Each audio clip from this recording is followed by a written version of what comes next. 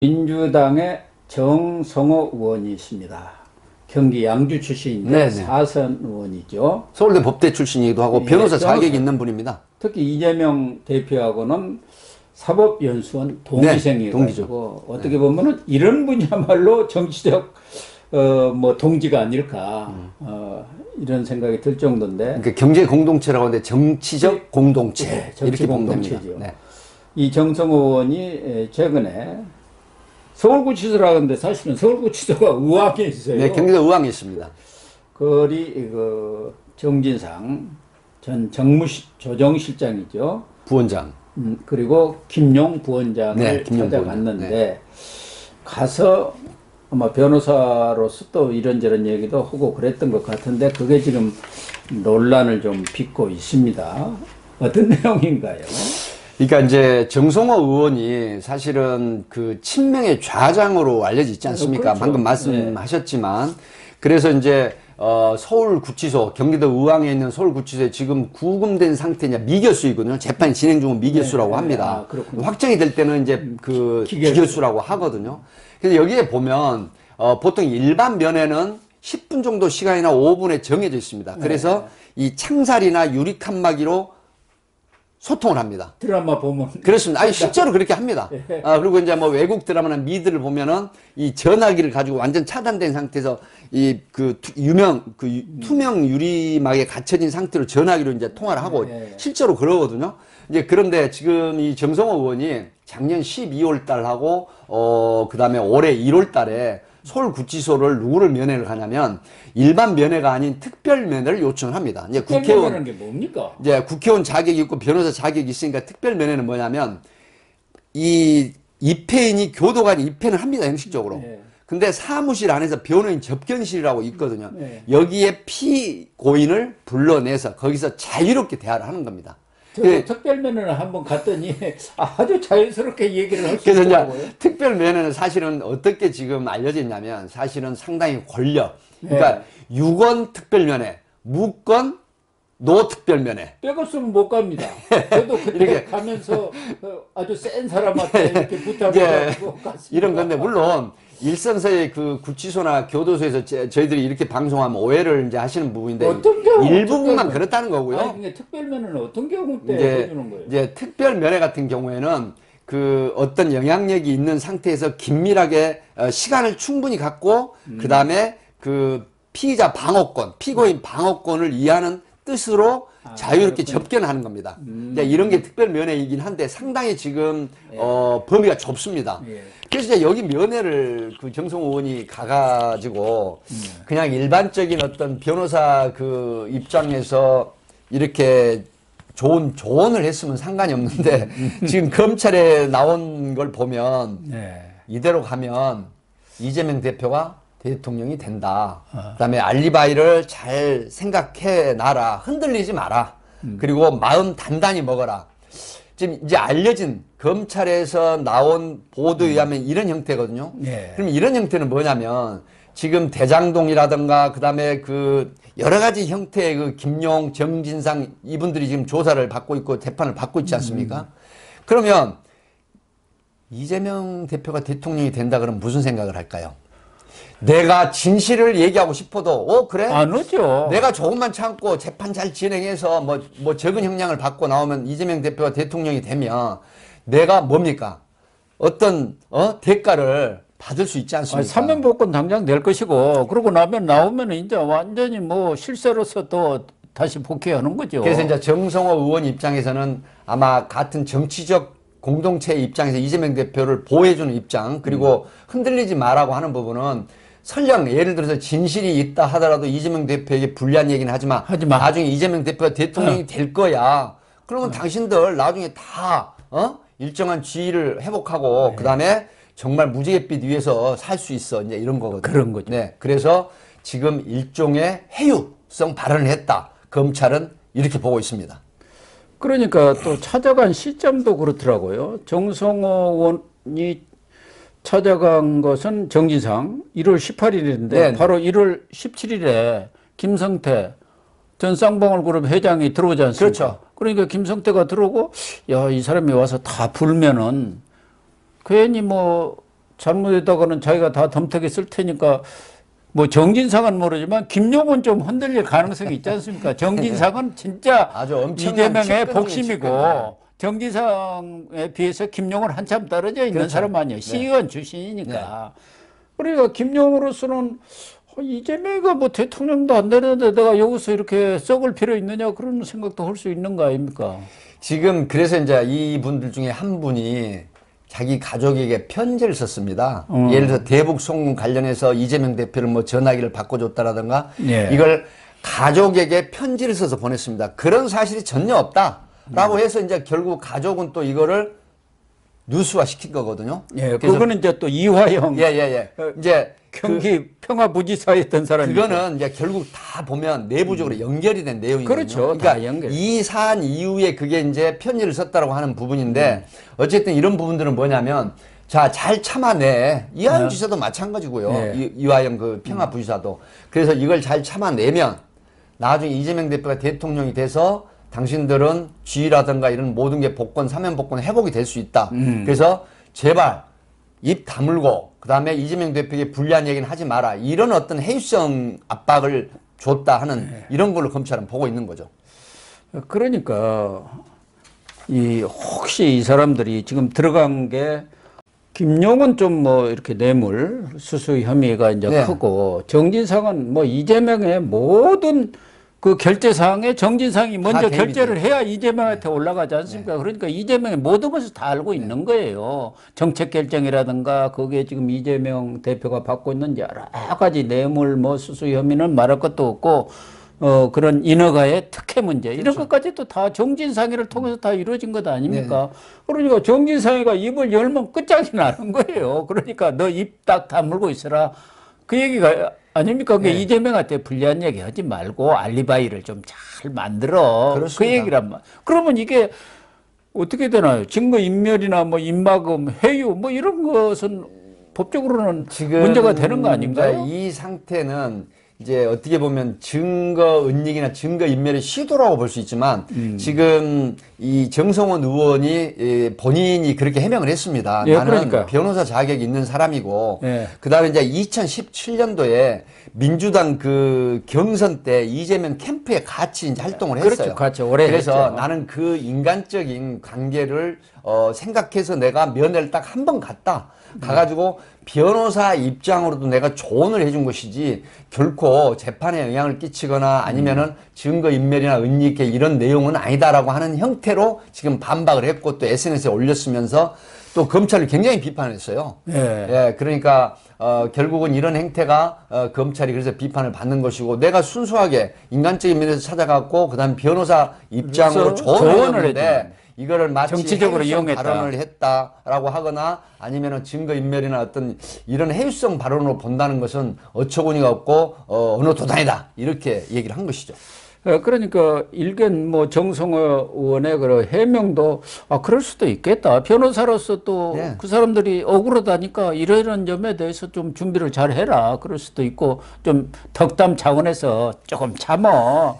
이재명 대표가 대통령 되면 다 괜찮아지는 거 아니야? 좋은 세상 오는 거 아니야? 그렇게 이야기해 줄 수도는 있어요. 저희들이 상식적으로 보면. 그렇죠. 그런데다가 이제 정성호 의원이 전에도 이재명 대표가 우르르 병풍 세워서 의원들 몰고 갈 때도 그렇게 가지 말고 혼자 가라. 왜 의원들 다 몰고 가냐. 그런 얘기도 했고 장외투쟁에 대해서도 뭔 장외투쟁이냐. 원내에서 169석이나 갖고 있는. 그래서 저분이 상당히 합리적이구나. 그런 인식들을 많이 갖고 있는데 또 일각에서는 이분이 그렇게 페인트 모션을 딱 해놓고 뒤로는 이재명 대표고 이렇게 서로 협의해가지고 가가지고 좀 이재명 대표가 가서 얘기할 수는 없잖아요. 그러면 좌장이 가야 한단 말이에요. 가서 입단속 딱 또 시키고 그러니까 이중 플레이 하는 거 아니냐. 그런 물론, 얘기도 있어요. 물론 정성호 의원의 그 어떤 정체성이나 아이덴티티가 뭐 방금 말씀하신 것처럼 뭐 이중성이 꼭 있다라고 볼 수는 없다 하더라도 그럼에도 불구하고 이런 그 젠틀한 이런 입장에서 젠틀하죠. 예, 선회를 해가지고 결국은 말씀하신 것처럼 이재명 대표의 복심 역할을 하신 거거든요. 그래서 이제 방금 말씀하셨지만 이재명 다른 거 다 필요 없습니다. 이재명 대표가 대통령이 돼라고 이렇게 시그널을 줬다라고 하는 부분은 당신들 처신을 잘 해라. 그래서 나중에 쥐 회복이 되고 뭐 사면 설령 재판이 확정돼서 유죄가 있는다 하더라도 이재명 대표가 대통령이 된다라고 하면 명분을 줘서 사면 복권을 할 수가 있거든요. 이런 측면에 어떤 메시지를 던져서 그다음에 재판이라든가 이런 검찰이 기소한 내용의 재판에서 영향력을 주려고 하는 시도가 아닌가. 검찰이 이런 쪽으로 지금 비판을 하고 있는 그런 내용입니다. 어쨌든 검찰의 주장이나 정성호 의원의 변명이나 다 일리는 있어 보이기는 합니다. 네, 네. 예. 그래서 어느 쪽이 옳다 이렇게 손들어 주기는 어려운 상황인데 지금 또 입을 꼭 다물어야 할 사람이 뭐 이 정진성보다도 더 꼭 다물어야 할 사람이 김만배입니다. 네, 김만배. 근데 김만배를 14일 검찰이 구속영장을 재청구를 했습니다. 네. 340억 은닉이면. 네, 네. 그런데 김만배도 왜 이렇게 구속영장을 청구했을까요? 일각에서는 그 사람 또 일단 감옥에 놔둬야지 지난번처럼 자해소동 벌이고 또 성남에 또 이 주목 쓰는 사람도 많은데 또 무슨 유해가 있을지도 모른다 뭐 그런 얘기도 있고요. 근데 지금 이제 김만배 그 대표가 이제 지금 보도가 어제부터 되고 있습니다만은 어떻게 했습니까? 남욱이하고 재판 그러니까. 과정에 네, 재판 딱 만나가지고. 과정에 남욱이에게 처신을 뭐 잘해라 이런 떠나서 잘 있느냐. 근데 나는 그 이재명 대표 쪽에 관련됐다는 말을 함구하겠다는 의미를 전달을 했다고 합니다. 나는 내 길 갈 테니까 예, 예. 너는 그러니까 네 길을 가라 그랬다는 바로, 거예요. 바로 그런 겁니다. 그래서 마이웨이 나는 내 길을 가고 응? 너의 길은 너의 길 처신대로 가라. 이제 이런 건데 지금 김만배 대표 같은 경우는 상당히 지금 혐의가 여러 가지 지금 드러나고 있지 않습니까? 그렇죠. 그러니까 네. 비자금 조성 경위라든가 이런 또 빼돌린 범죄 네, 은닉이 수익금 혐의죠. 은닉이라든가 네. 이런 부분들이 있고 그다음에 물론 자해 행위 자체는 제가 볼 때는 보여주기식의 자해 행위였거든요. 네, 보여주기 뭐 쉬웠죠. 진짜로 극단적인 선택을 할 그런 그 결의를 한 건 아닌 것 같은데 네. 그럼에도 불구하고 여러 가지 문제로 구속 그 신병에 대해서 구속을 해서 그다음에 검찰이 하고자 하는 그런 수사를 좀 이어가겠다. 근데 사실 자유로운 상태의 수사나 조사보다는 신병이 확보된 상태에서 하는 게 훨씬 또 수월하기도 하거든요. 그런 부분들이 또 전혀 없는 건 아니다. 이렇게 봅니다. 그 깜빡이 있다가 나온 사람은 다시 들어가라고 하면 정말 걱정스러운 것 아닙니까? 아이고 죽어도 들어가기 싫을 거고 그러다 보면은 또 마음이 좀 뭐랄까 누그러져 가지고 아이고 내가 이럴 바에야 진실 털어놓고 좀 검찰하고 잘 해가지고 형이라도 적게 받고 빨리 나가는 게 수다 이렇게 생각할 수도 있는데 그렇죠. 나무가 때 한 얘기로 보면은 김만배는 마이웨이 고다. 네. 나는 입 딱 다물고 지금 상당히 어쨌든 그런 결의에 차 있는 상황입니다. 그렇다라고 하면 이 정진상이나 이런 사람들하고 뭔가 뭐 이심전심인지는 모르지만 괴를 같이 하고 있는 거 아닌가. 그렇죠. 그 기회를 같이 하고 있다는 것이고 지금 이재명 대표의 그 이제 검찰이 조사를 보면은 검찰이 질문에는 전부 묵묵부답, 묵비권 시키고 그다음에 대처를 어떻게 했냐면 전부 진술서로 대처를 했거든요. 예. 그래서 검찰의 질문에는 진술서로 가름하겠다 이제 이렇게 됐는데 이런 부분들하고 저는 괴를 같이 한다고 봐요. 왜 그러냐면 우리가 이제 재판을 통해서 계속 같이 싸워보면 끝은 결국 우리가 이긴다. 이런 어떤 그 마음이 아마 전부 통한 이런 상태인 걸로 좀 분석이 되거든요. 그렇기 때문에 이런 부분들이 있어서는 검찰이 공소장에 적시된 그런 걸 재판정에서 상당히 심도 있게 하지 않으면 아마 난간에 봉착할 수도 있다. 이제 여러 가지가 있지만 특히 그 특정 경제범죄 가중처벌법의 업무상 배임 부분은 법적으로 굉장히 논리적입니다. 그 논리가 분분합니다. 그러니까 아시겠지만은 과연 이게 뭐 하천대유 관련해서 성남시하고 이런 쪽에다가 과연 이런 결제, 이런 승인이 결국 어떤 정도의 피해를 줬느냐. 그러면 이재명 대표가 늘 얘기하지 않습니까? 나는 이론 한 장 받은 게 없어. 그럼에도 불구하고 법은 시민이나 시에다가 상당한 나의 행위를 위해서 피해를 줬다라고 하면 이게 특경법의 업무상 배임이 되느냐. 그런데 또 반대 논리가 있거든요. 그래서 이런 부분에 아마 상당한 영향력이 있다고 보고 김만배에 대해서 영장을 재청구한 걸로 그렇게 분석을 합니다. 특히 정성호 의원이 정진상이나 김용화 때 찾아가서 한 얘기는 지금 검찰 수사 내용을 저희가 쭉 이렇게 들여다 보니까 결정적인 직접적인 증거가 없다. 그러니까 돈 받은 증거가 없지 않느냐.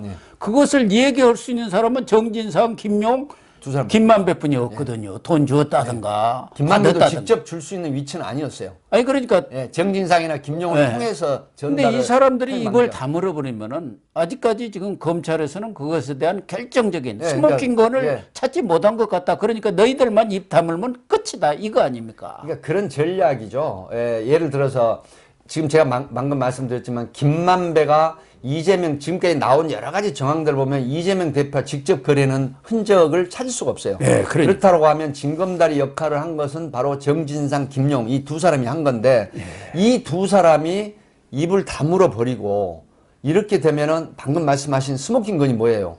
총을 쏘는 역할에 연기가 나고 하는 이런 결정적인 증거가 포착이 안 되지 않습니까? 그렇다고 그러니까요. 하면 특히 우리가 일반 공무원 범죄나 뇌물이나 제3자 뇌물이나 여러 가지 형태에 있어서 정확한 직접 증거 없는 경우에는 무죄를 많이 받습니다. 그러니까. 그래서 이런 전략을 정성호 의원이 서울대 법대 출신이고 변호사이면서 또 이 공소장 내용을 다 들여다보고 분석을 할 수가 있거든요. 사선 예, 의원까지 대응 전략을 짤 수가 있기 때문에 이런 맥락에서 특별 면회를 통한 이런 해유성 발언을 한 게 아닌가 검찰은 이렇게 보고 있는데 이 전략이 지금 이재명 대표 쪽으로는 상당히 또 유리하게 작용할 수가 있어요. 왜 그러냐? 체포 동의안 처리를 앞두고 있는 시점에서 무슨 딴 소리가 나와볼 만한 체포 동의안 처리가 되지요. 네. 지금 뭐 체포 동의안 같은 경우는 169석이 똘똘 뭉치게 되면 결코 이게 그 체포 동의안이 가결을 어렵거든요. 그러면 구속영장도 법원에서 바로 기각을 합니다. 수순이. 그렇게 되면 이제 불구속 재판으로 계속 진행을 하는데 불구속 재판이라고 하는 부분은 우리가 교수님하고 앞 방송에서 말씀드렸지만 우리나라가 3심제 아닙니까? 1심에서 유죄 받았다고 하면 항소를 하지 않습니까? 그러면 내년에 4월 달에 이제 국회의원 선거 있죠. 그럼 또 거기서도 어떻게 누가 유리하게 전개를 하느냐에 따라서는 또 진영의 이 그 호불호가 되거든요. 그러면 또 항소 상고 대법원까지 올라가거든요. 그래서 제가 볼 때는 국회의원 측은 그대로 유지가 될 것 같고 그 다음에 내년 4월 달에 총선 전까지 이제 진행이 어떻게 되느냐 이런 부분인데 아마 여나 야나 상당히 이 사안에 지금 사활을 걸고 있다. 그렇죠. 이렇게 보는 겁니다.